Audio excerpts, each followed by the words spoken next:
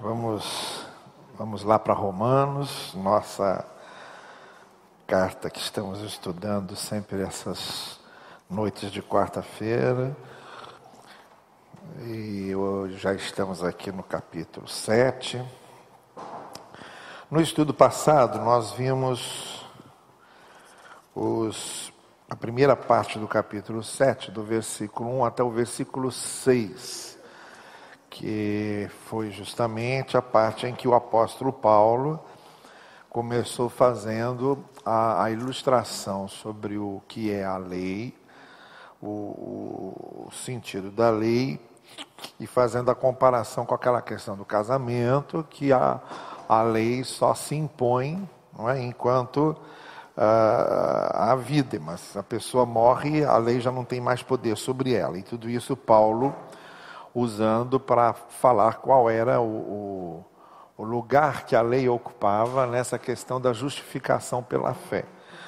O que Paulo está fazendo aqui, nesse capítulo 7, é justamente se defender da acusação de que, ao enfatizar a justificação pela fé, que foi todo o tema de Paulo aí nos capítulos 3, 4 e 5, ao enfatizar a justificação pela fé, ele não estava criando uma espécie de anarquia.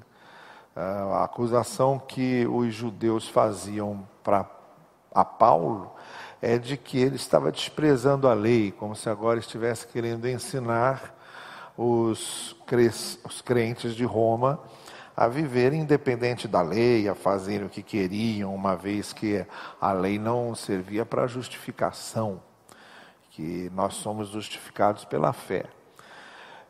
Então, o que nós temos aqui no capítulo 7, e vocês vão perceber isso de maneira muito especial nessa segunda parte, que é a parte de Romanos, do capítulo 7 de Romanos, é uma das exposições mais formidáveis sobre o lugar que a lei ocupa na vida do crente.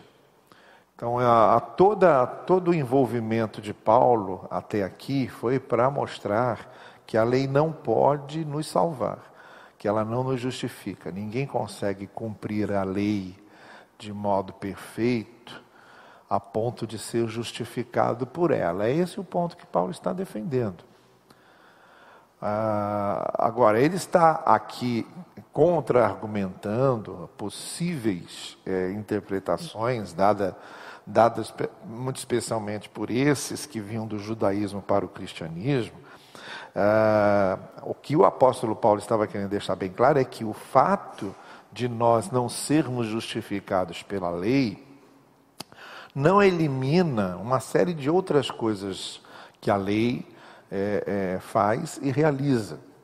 Então, ele não está defendendo uma vida sem o que a lei exige, em termos de ética, em termos de questões morais. Paulo diz que agora a lei, nas suas exigências morais, que agora a lei ela possui muito mais valor para o cristão. Ele vai, de certa forma, se interessar muito mais em cumprir toda a parte que a lei exige dele em termos de postura moral. Agora que ele tem uma nova vida, agora que ele nasceu de novo, agora mais do que qualquer um, ele defende essa nova maneira de ser e um andar de justiça dentro daquilo que a lei ordena. Então é esse o objetivo de Paulo. Então esse trecho que nós vamos ler agora, ele é muito interessante porque Paulo vai mostrar qual é a função que a lei continua ocupando na vida mesmo do crente. Tá bem? E daí porque é a sua importância. Veja no versículo 12, por exemplo, e a gente pode considerar aí o verso 12 uma espécie de resumo de tudo que Paulo está falando aqui. Ele diz lá no verso 12 o quê? De fato, a lei é o quê? O que mais? E o mandamento é santo, justo e bom. São quase os mesmos adjetivos que Paulo vai usar um pouco mais adiante, no capítulo 12, quando ele vai dizer que a vontade de Deus é sempre boa, perfeita e agradável. Quase a mesma coisa. Então, aquilo que ele vai dizer lá na frente, no capítulo 12, sobre a vontade de Deus, que ela é sempre boa, perfeita e agradável, isto é, a maneira como Deus quer que nós vivamos, é sempre boa, perfeita e agradável. A vontade de Deus para a nossa conduta e para o nosso comportamento é o que há de produtivo e de benéfico para nós.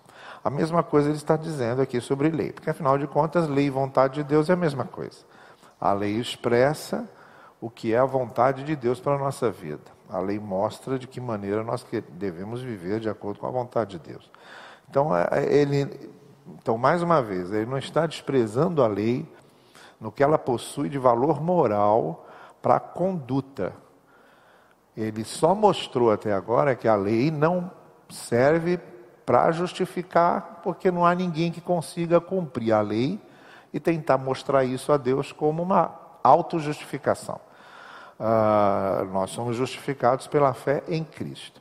Mas a importância da conduta moral, da lei, para estabelecer a conduta moral, os princípios morais da lei, eles continuam sendo isso aí que ele diz, é santo, justo e bom.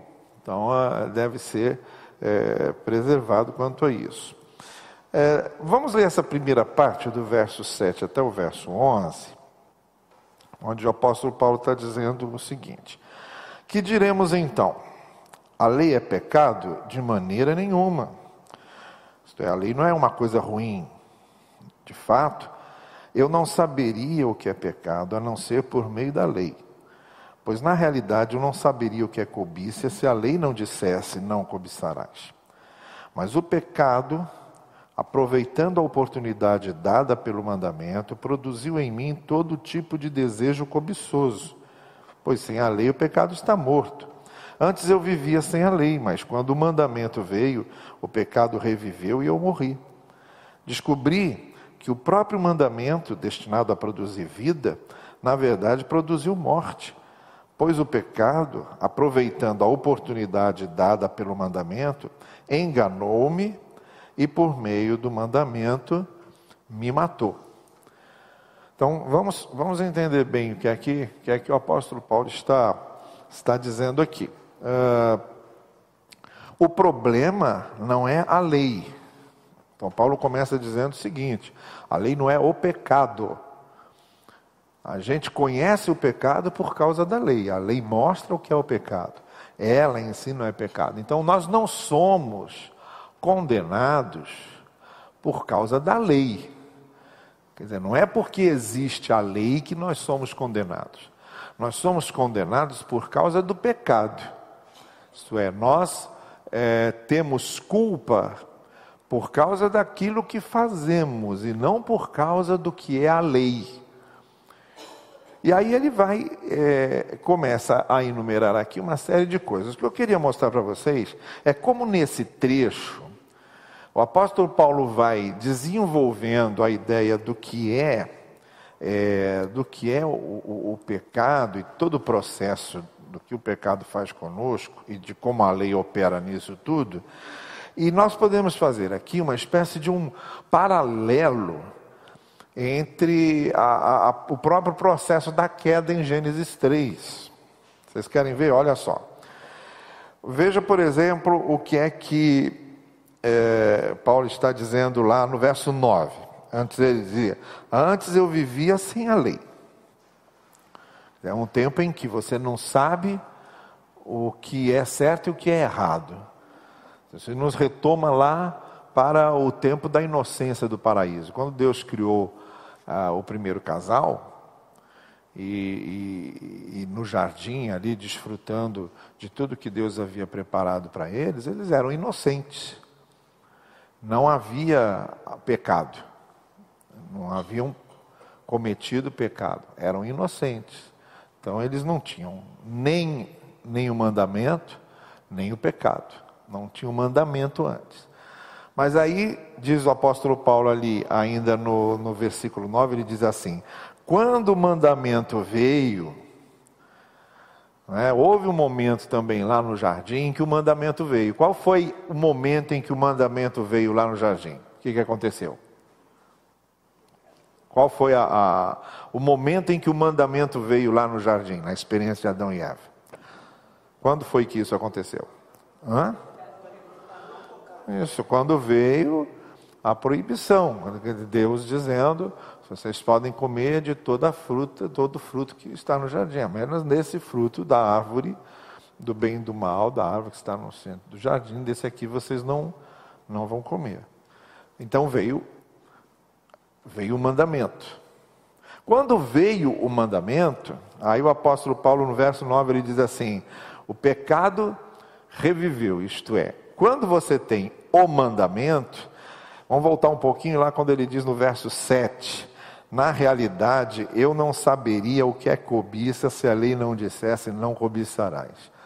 Então vejam, quando Deus dá um mandamento e diz para não fazer determinada coisa, em seguida, o pecado não tinha sido revelado a eles, mas estava lá no paraíso. Onde é que estava o pecado lá no paraíso? Quem é que personificava o pecado lá no paraíso? Estava lá, ela estava lá. Então havia um mandamento e o pecado já estava ali. O mal já estava ali, não é? Rondando o casal. Agora, qual foi o artifício que o mal usou para levar o primeiro casal ao pecado? Foi justamente fazer um apelo ao quê? A cobiça. Agora, eles não sabiam o que era cobiça até haver um mandamento em que diz, não pode comer. Ora, se não pode comer, e eu desejo comer, eu estou experimentando a cobiça, eu só sei que a cobiça existe, só sei que eu estou cobiçando, porque há um mandamento que diz que eu não devo fazer determinada coisa. Se não houvesse um mandamento, não haveria cobiça, e nem eu saberia o que era cobiça. Então, o que é que Paulo está querendo mostrar com isso? Que não é o mandamento que causa o problema. O que causa o problema é o que nós temos dentro de nós, é o desejo que temos dentro de nós. É a cobiça que temos dentro de nós. A serpente, ela não usa o mandamento. Ela usa a cobiça. O que é que o verso 6 diz lá no Gênesis 3? E a mulher olhou para o fruto, viu que o fruto era saboroso, bonito, agradável aos olhos e bom para se comer. Era tudo que o desejo queria. Então Paulo diz o seguinte: bom, então na nossa experiência pessoal, particular e existencial, o processo é o mesmo. Não é que a lei é que é o problema, mas é que a lei existindo, não é? E as proibições de Deus, deixando muito claro o que não se deve fazer, Paulo diz que isso naturalmente produz em nós, verso 8, ele diz assim: o pecado, aproveitando a oportunidade dada pelo mandamento, produziu em mim todo tipo de desejo cobiçoso. Então não foi a lei que produziu, foi a minha natureza pecaminosa. O meu desejo de pecar é que produz a cobiça, que produz o desejo de desobedecer. Vamos voltar ao exemplo que eu dei aqui da placa de velocidade no trânsito. Você tem a placa mostrando qual é a velocidade ali, 40 quilômetros. Se você passa dos 40 quilômetros, Pode até ser que você pergunte, quem foi que botou essa placa aqui? Né? Pode até ser que você não vai, mas quem foi que botou essa placa aqui? Olha, se você passa dos 40 quilômetros, é igual o cara que bate no poste, quem foi que botou o poste aqui? Se você passa dos 40 quilômetros, a culpa de você ter desobedecido uma lei não é da placa que está lá avisado. Mas a partir do momento em que botou a placa, você sabe que não pode passar dos 40 quilômetros. E não saber que não pode passar dos 40 quilômetros, a placa segura alguém? A placa em si segura alguém? Ela, né? Nem pardal. Hoje, a minha mãe costumava dizer que lá na esquina da rua onde eu morava, quando eu era garoto, tinha um sinal lá que era um sinal meio dúbio, e o pessoal nunca obedecia. Então, pelo menos uma vez por semana, tinha uns acidentes lá. Lá de casa a gente só ouvia aquela freada. Bom, já sabia, mais uma batida, e lá naquele sinal. E a minha mãe falava assim, esse sinal não adianta. Farol, né? Porque São Paulo é farol. Esse farol não adianta nada, esse farol aí não adianta nada, não sei o quê. Ela falava assim, o certo mesmo era, em vez de se fechar o farol, cair uma porta de aço, assim, na frente. Ela falava, só vão parar de bater quando o camarada vem vindo e cai uma porta. Mas aí vai bater uma porta de aço. Mas pelo menos não bate no outro, bate sozinho, né? Então, a placa está lá, ela está avisando, mas ela não é ela que produz o mal. Ela produz o desejo de desobedecer. É isso que ela produz. Porque você vê que está a 40 quilômetros, só pode passar a 40 quilômetros, mas você está numa velocidade que você não quer diminuir, você desobedece. Aí se vier a multa, você não vai poder dizer, mas eu fui multado por causa daquela placa que estava lá. Não, você foi multado porque você teve o desejo de desobedecer e desobedeceu. É por isso que foi multado. A placa estava lá só para mostrar o quê? Que você é um desobediente. Não é? A placa estava lá só para isso. Só para mostrar que você é um desobediente, que você não obedece. É o que Paulo está dizendo. Não foi a lei que causou o pecado.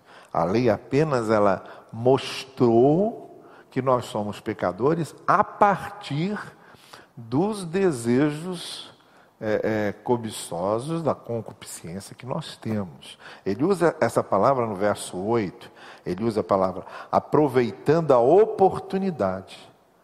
Então é sempre assim, o pecado aproveita essa oportunidade do desejo, da concupiscência.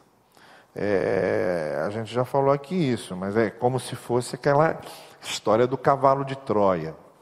Você tem a cidade murada e as portas fechadas. Não tem como o inimigo entrar. Ele acaba... Aí vem a história do cavalo de Troia lá, deram um cavalo de presente para os inimigos, e dentro do cavalo vinham os soldados escondidos lá. Uma vez dentro dos muros da cidade, aí esses inimigos que conseguiram entrar, eles foram durante a noite e abriram as portas para os inimigos de fora entrar, mas porque tinha um inimigo dentro. Porque tinha um inimigo dentro.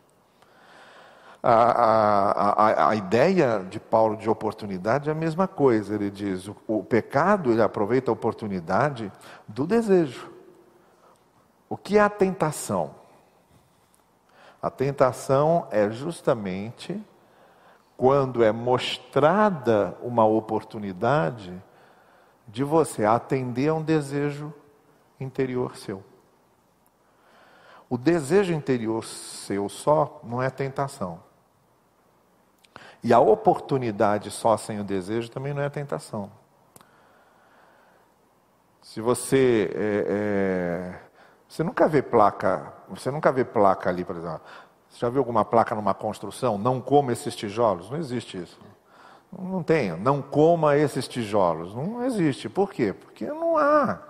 o desejo de ir lá e comer os tijolos da construção. Mas você vê plaquinha escrito, não pise na grama. Porque é a tendência natural de uma pessoa ir lá, pisar na grama, destruir e não respeitar ali o tratamento que é dado, e etc, etc. Uma vez eu vi em Teresópolis, lá quando a gente está quase chegando em Teresópolis ali, tem um lugar bonito onde vende plantas, lá enorme, vende muitas plantas bonitas, é uma exposição de orquídeas. E a gente, sempre que estava voltando do Rio para Teresópolis, a gente, antes de entrar na cidade, dava uma paradinha lá, para dar uma olhada ali. Jussara queria... A gente morava numa casa e Jussara queria sempre comprar umas plantas para levar para casa e tal. E uma vez eu vi lá uma placa, que eu achei interessantíssima, assim, no meio das plantas todas, tinha uma placa lá, estava escrito assim, estava exatamente assim: não mexa nas plantas. Aí embaixo vinha, entre parênteses, se você não sabe ler, procure a ajuda de um guarda. Eu não entendi ali.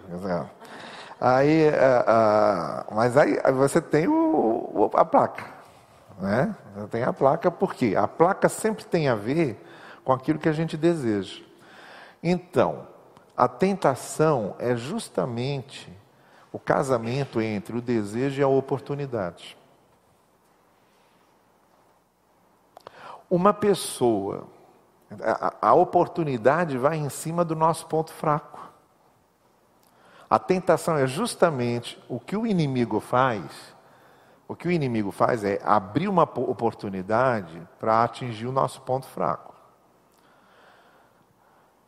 Jesus, por exemplo, depois de 40 dias e 40 noites sem comer, qual foi a primeira tentação? Transformar pedra em pão. 40 dias e 40 noites sem comer, o diabo foi na ferida. Se tu és filho de Deus, transforma essas pedras em pães.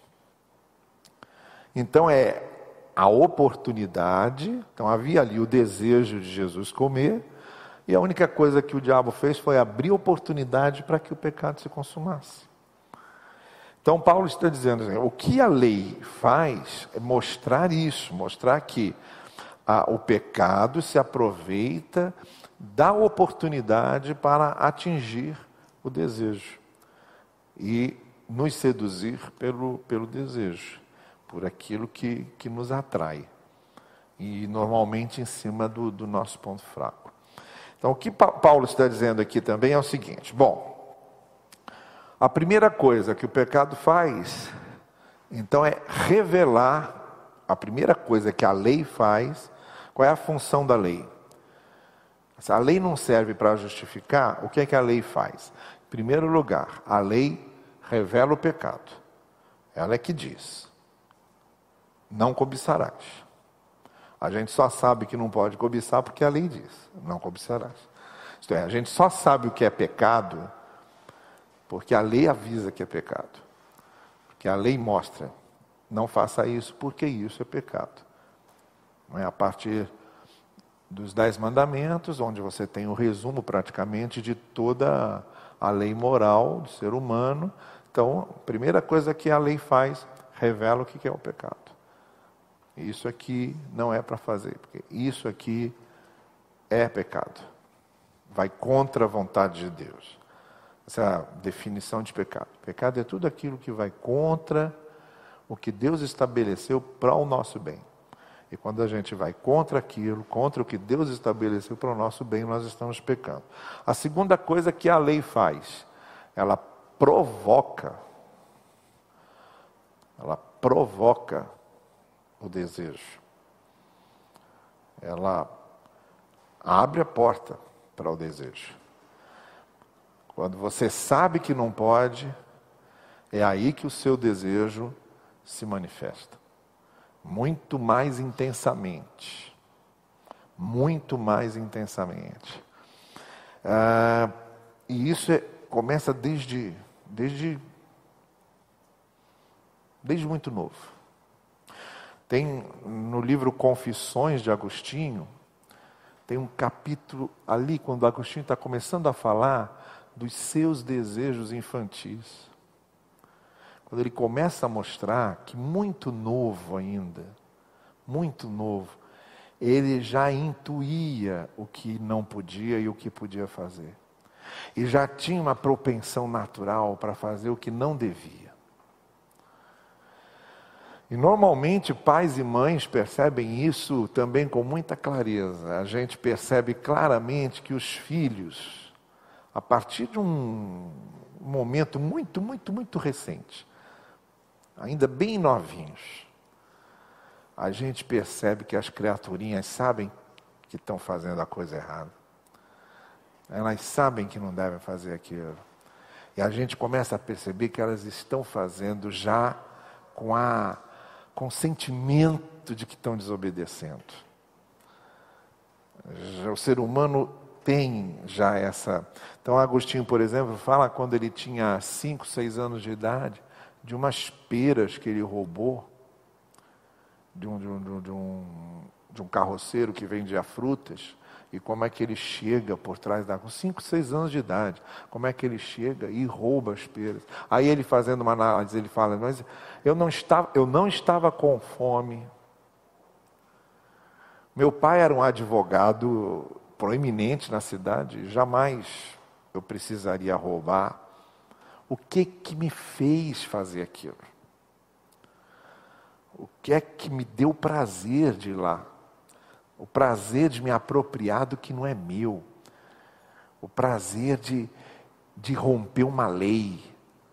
O prazer de quebrar uma coisa que eu sei que eu não devia fazer. Isso me deu um certo prazer. Não foi a necessidade. E aí, a partir disso, isso ele está fazendo em toda a análise dele para mostrar como é que o ser humano já tem essa tendência, essa natureza pecaminosa, essa tendência para fazer o que é errado desde de uma forma bem remota. E é isso que Paulo está dizendo.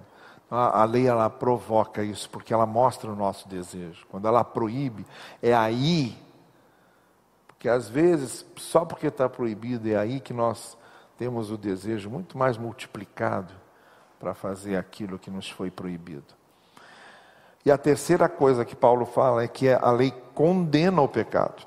Então no verso 11 ele diz assim, pois o pecado, aproveitando a oportunidade dada pelo mandamento, enganou-me. Vejam que a expressão que ele usa, enganou-me, é a mesma expressão de Gênesis 3. Eles foram enganados pela serpente, porque a serpente vendeu o gato por lebre.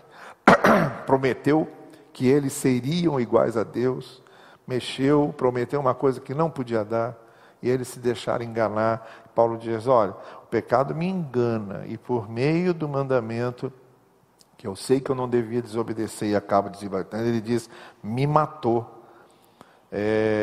Lá no versículo 9, ele diz também, o pecado reviveu e eu morri.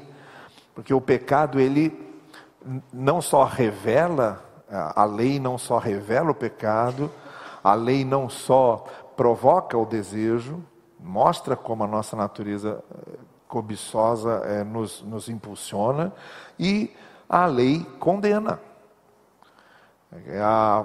Ali, quando a gente desobedece, se dá o que aconteceu em Gênesis 3, na nossa experiência pessoal. Nós somos separados de Deus. É o que a Bíblia chama de morte espiritual, quando nós morremos. Somos separados de Deus, estamos condenados.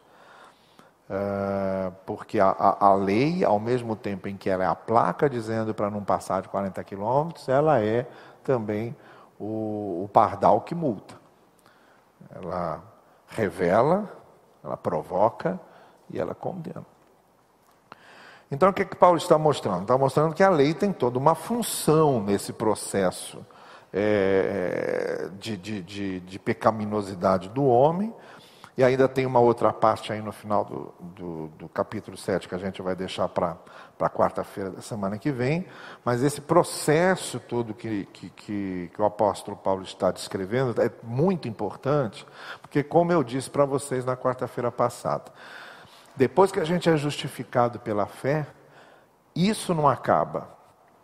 a gente continua tendo a natureza pecaminosa, nós ainda somos seres caídos. Só que aí estabelece-se um conflito.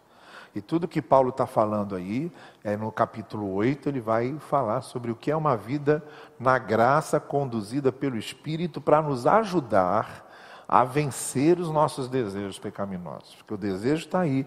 Mais para frente, Paulo vai dizer o que eu quero fazer eu não consigo, o que eu não quero fazer eu acabo fazendo. E aí nós vivemos nesse conflito, que é o que a gente vai falar na próxima quarta-feira. Então esse capítulo é fundamental para mostrar que uma coisa é sermos justificados pela fé e sermos salvos da condenação do pecado. Mas nós não somos salvos da presença do pecado. A presença do pecado continua sendo uma realidade. E a gente continua sendo tentado. E a partir do momento que nós somos uma nova criatura, cria-se um conflito entre carne e espírito. E aí começa a batalha.